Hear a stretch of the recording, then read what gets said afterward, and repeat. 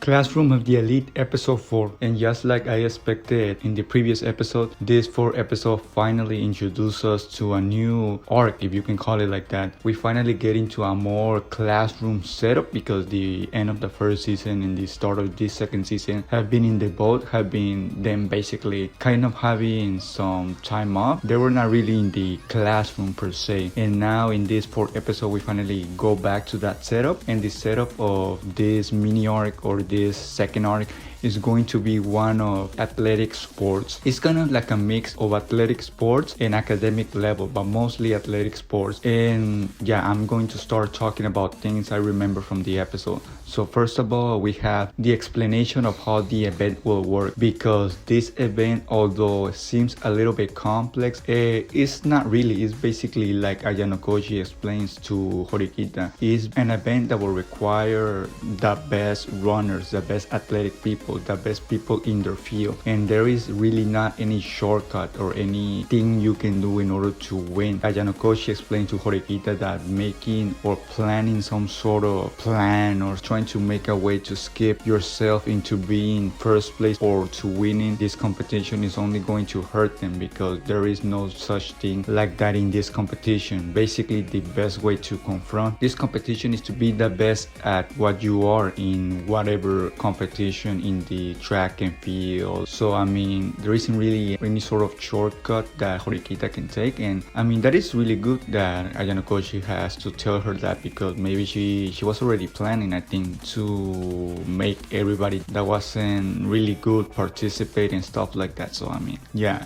that is basically the premise of this whole competition, of this whole mini arc. The first 3 winners, or the ones that are in the top 3, will get extra points, and the ones, I think it was the ones that are in the bottom, will get deduction points in their next exam. The ones at the top 3 will get makeover points, and of course, depending on how the classes do, they will get more or less points. And of course, this is a competition, this is a test, so there will be punishments and there will be rewards. It's to be expected. And funnily enough, or interestingly enough, I should say, Class D will be partners with Class A. So I mean, that is interesting. Let's see how the dynamics work of Class D and Class A. Maybe we can finally get more into how smart are Class A really, because until this point Class A has been mostly focused around Sakuragi, but we need to see other people from Class A, because of course Class A is a big class and we only got a few characters here and there, but mostly Sakuragi. I'm wanting to see how Class A, well, in general is. That is going to be something I want to see in the future episodes. So what else to talk about in the episode? I guess one thing I should talk about is Ayanokouji and Karuizawa's relationship, because as I mentioned in the last episode that I wanted to see how the relationship was going to build up from here, and this 4th episode basically gave us more of an idea per se, or a general feeling or view of how they two will interact. Karuizawa controlling the girls, and by Ayanokouji protecting her. In this 4th episode we see an example of that. For example, Ayanokouji tells Karuizawa to basically pump up the girls, or to provoke the girls to oppose Horikita, and of course she does that. But he does that because he wants to find out, or not so much find out, but basically set up Kushida to betray them in a way, because according to him, with the talk he had with Karuizawa, there's going to be a traitor in the class, and that traitor is supposedly Kushida, because apparently she was the one that betrayed Group Earth in the previous game that they had in the boat. She was the one that was the traitor. Apparently she's going to betray everyone in this competition too, but of course, already being Ayanokouji, the person that he is, he's already taking measures to prevent that from happening, or not so much to prevent that from happening, but maybe to prevent some bad outcome from her leaking to everybody what their strategy is in the next competition, in the sports, if you can call it that, competition.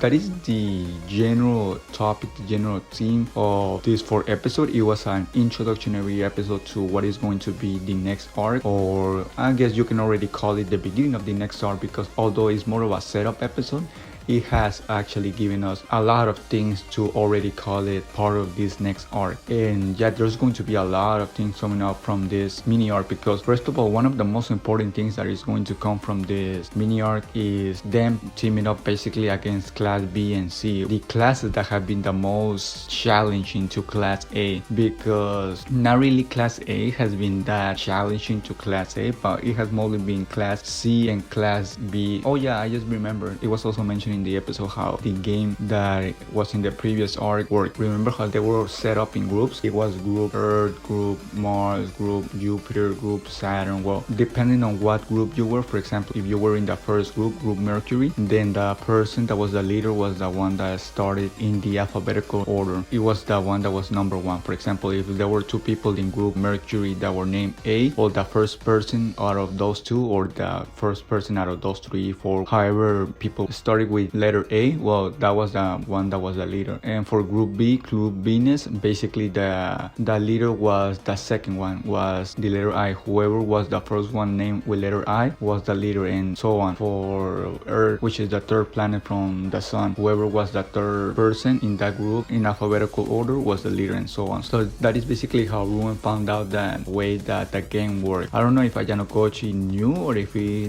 didn't knew, but yeah, that is basically how it worked. Kind of simple. The episode even explained it, that it's simple enough for everyone to understand, but at the heat of the moment per se, it is actually difficult to speculate and to find out the real mechanics behind the game. So not a lot of people can do that, and apparently Ruin actually found out. I don't know if he actually got leaked the information or if he found out by himself, but either way he found out, and that is the reason why Class C got a lot of points in the previous games. That is one of the most important also things that was mentioned in the episode. And apparently in the conversation that Karuizawa and Ayanokouji had in the middle of the episode where they were talking about the traitor, it was also mentioned that, well, Karuizawa basically asked Ayanokouji what is his reason to act, and he basically explains, or he actually doesn't explain, he kind of gives us a weird answer by saying that he wants to get to Class A because that is what Horikita wants, and that apparently he doesn't trust that much, or he looked down upon everybody in Class D, which is to be expected, of course, because Ayanokouji is the smartest person in that class. I mean, he's basically manipulating everyone into getting them into Class A without them knowing. He doesn't really expect that much on Class D. He's basically doing all that he can to get them to Class A. And of course, he even explains that there is so much a single person can do, and even he cannot control every aspect of whatever he wants. He cannot get every outcome that he wants. That is why he needs the help of Horikita. That is why he needs the help of Karuizawa, because I mean, there is actually a limit to what he can do, and the more connection he has, the more control he has over Class D. That is the importance of Karuizawa, of course. The more control he has over Class D, the faster they will get to Class A. That is why he doesn't really look eye to eye with everybody, because he doesn't really see much potential in them. That is why he needs key people in order to control Class D. That is why Karuizawa in the last episode was that important, because maybe without her it is not possible to actually get Class D to Class A. It is kind of funny that he actually made Horikita kind of a villain in this episode, because by making everybody agree with Karuizawa, I mean, basically half of the Class D turn against Horikita. I don't know if that will have any effects, if that will be permanent on her reputation, but yeah, it is kind of funny that, I mean, basically he turned the dial down a little bit on Horikita's reputation, because until this point it has been really good. I mean, it doesn't actually help that her attitude is kind of cold towards everybody, but yeah, I mean,